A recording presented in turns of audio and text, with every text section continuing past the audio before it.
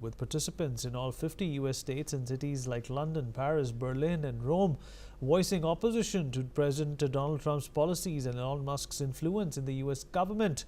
Over 1,400 hands-off mass action protests were held at state capitals, federal buildings, congressional offices, Social Security's headquarters, parks, and city halls throughout the US. Anywhere we can make sure they hear us. Organizers have in fact said this. Hands-off demands an end to this billionaire power grab.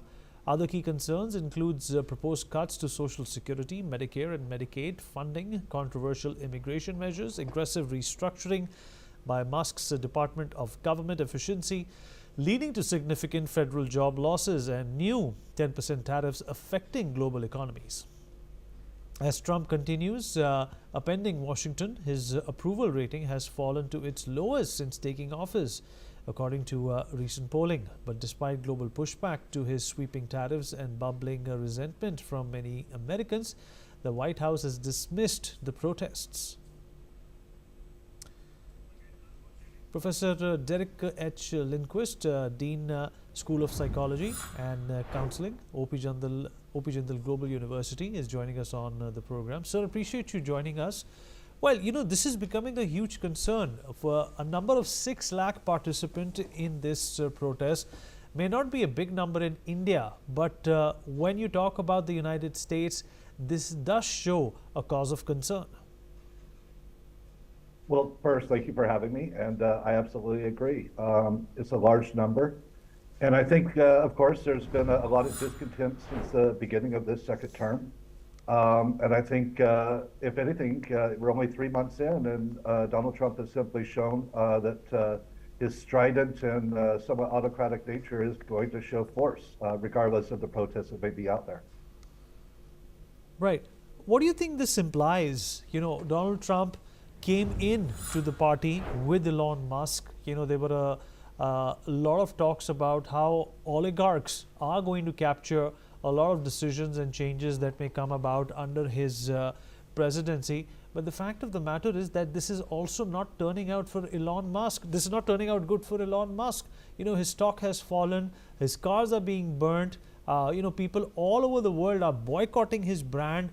How is this mess helping Elon Musk? Well, I'm not quite sure it is, other than the fact that he is perhaps the second most, or some might say the most powerful man in the world right now. When I look at Trump, he is who he is. We saw it in his first term, and again, I think he's simply more emboldened in this second term. Elon Musk, I really kind of wrestle with. The man's brilliant in terms of what he's done historically, but I also find a lot of his comments, which are very Trump-like. To me, it seems very disingenuous. This whole idea that Democrats hate America, et cetera, et cetera. I really can't imagine that he believes what he is saying. And I think it's really just a matter of means for him to, again, exert this control and ensure that he has that side-by-side position with Donald Trump. Right. And do you think that this is something which is, or which can be written off as an initial hiccup to sweeping changes across America and the world by Donald Trump? Or do you think that this is the beginning of something which has, long-term pitfalls for America as well? Well, certainly the latter. Again, we're only 3 months in. It's really very difficult to imagine where we're going over the next, more than 3.5 years. And so I think, once again, these tariffs and the effects that they'll have, historically the U.S. was the sort of leader with respect to global free trade, and this is really just almost the polar opposite of that. I'm not an economist, so I won't speak too much on that, but again, I just think it's Trump feeling much more emboldened in this second term. He knows what's expected, he knows what he can do, and he's willing to sort of punch up, as he says often, to ensure that his vision will be implemented despite any concerns that anyone else may have. Sir, appreciate you joining us. Thank you so much for being here. Thank you very much. All right, moving on. A sweeping 10% baseline tariff on all imports took effect in the U.S., triggering market chaos and diplomatic alarm around the world. President Donald Trump defended the move, calling it part of an economic revolution and urging Americans to hang tough through the turmoil. The announcement sent U.S. stocks into a tailspin, with the Standard & Poor 500 plunging nearly 6%, making it the worst week since 2020. Furthermore, China announced swift retaliatory tariffs, while UK and French leaders warned nothing is off the table.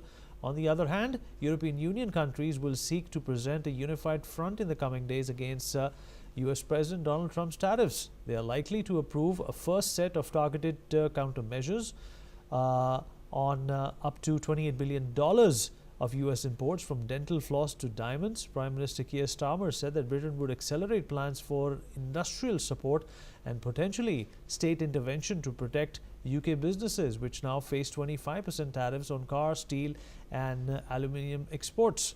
Tesla CEO Elon Musk, now heading the Department of Government Efficiency, suggested the turmoil might lead to a zero tariff-free trade zone between Europe and North America.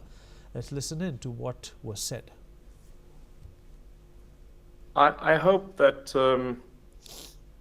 I hope that the United States and Europe can establish a very close partnership.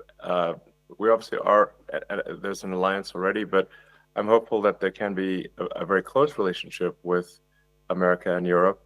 And I'm hopeful, for example, with the tariffs, that at the end of the day, I hope it is agreed that both Europe and the United States should move, ideally, in my view, to a zero tariff situation, effectively creating a free trade zone between Europe and North America. That would be that's what I hope occurs. And also more freedom of people to move between Europe and North America, if they wish. If they wish to work in Europe or wish to work in America, they should be allowed to do so, in my view.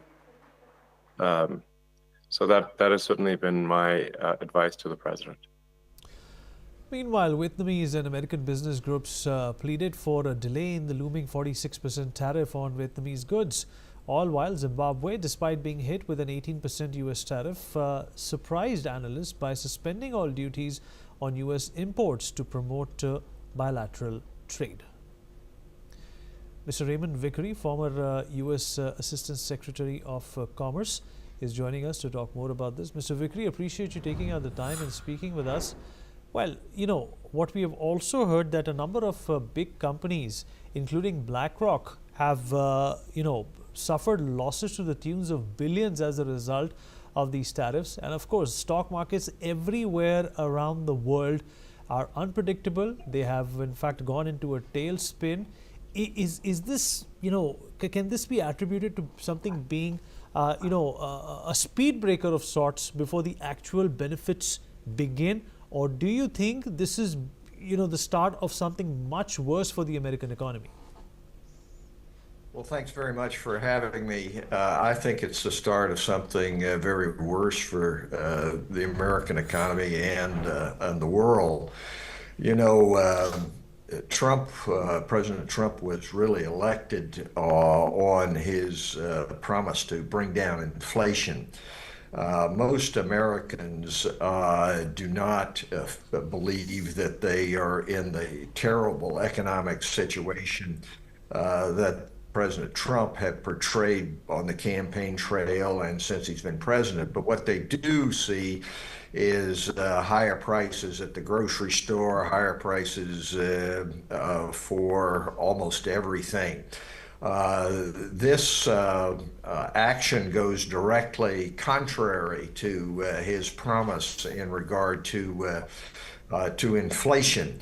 So you can say what you want about whether or not we'll go into recession, but it is for sure that these kinds of measures are going to increase inflation. And so therefore, they're going to have a domestic economic impact, which is not going to be good. Consumer confidence is going to go down.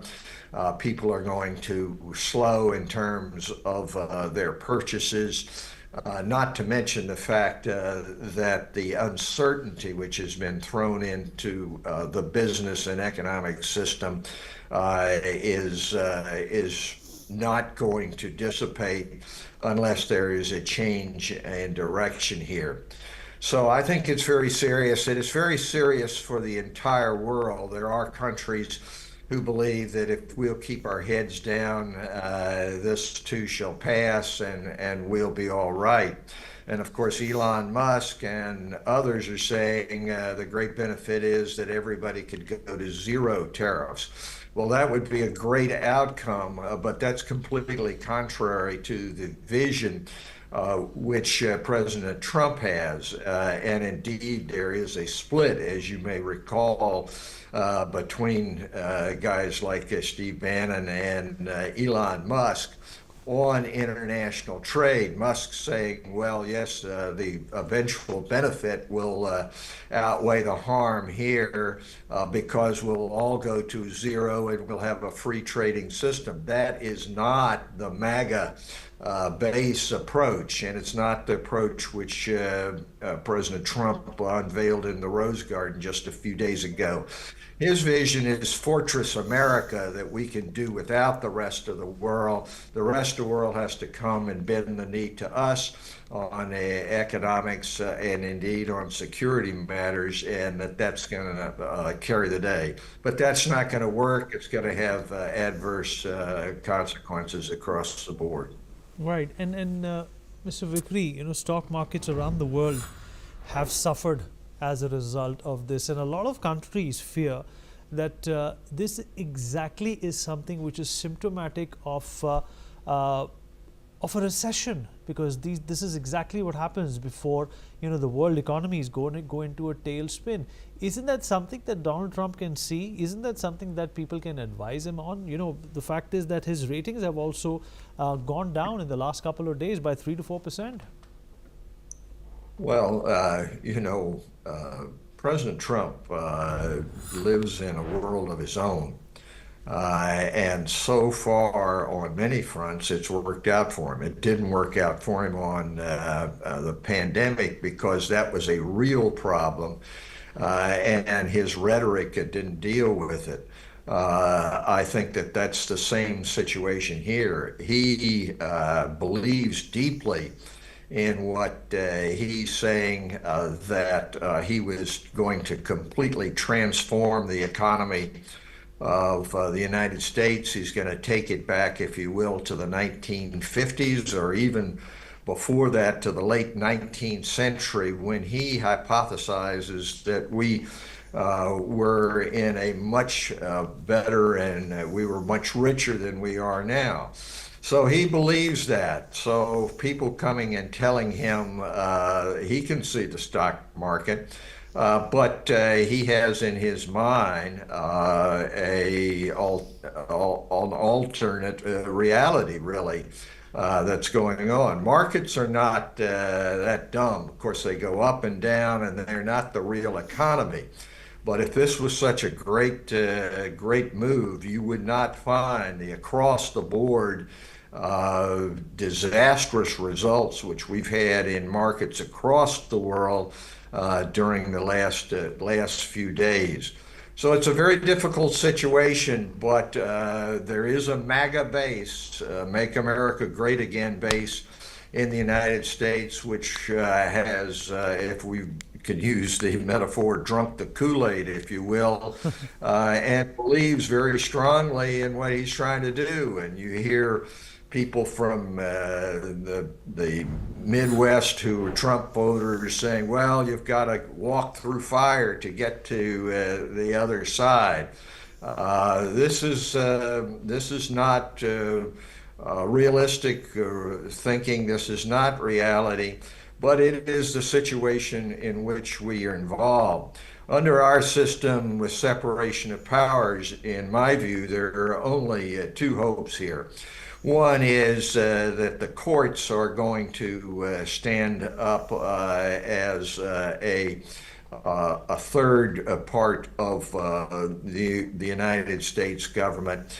Many of the things which are being done are contrary to law, but the courts have to stand up. The second, of course, is in regard to the legislature. The legislative branch, so far it has been unwilling, either in the House or the Senate, to stand up against it. but we have elections coming up next year, and that can be a check on the executive power and on President Trump. Absent those two things, and President Trump has already indicated that he's attacking both judicial branch opponents and legislative branch opponents, attacking judges in terms which have not been heard for literally centuries. And of course, he is bringing the representatives and senators to heel. But those are the two hopes. But that's not going to be immediate relief, and the world is in for a rough ride.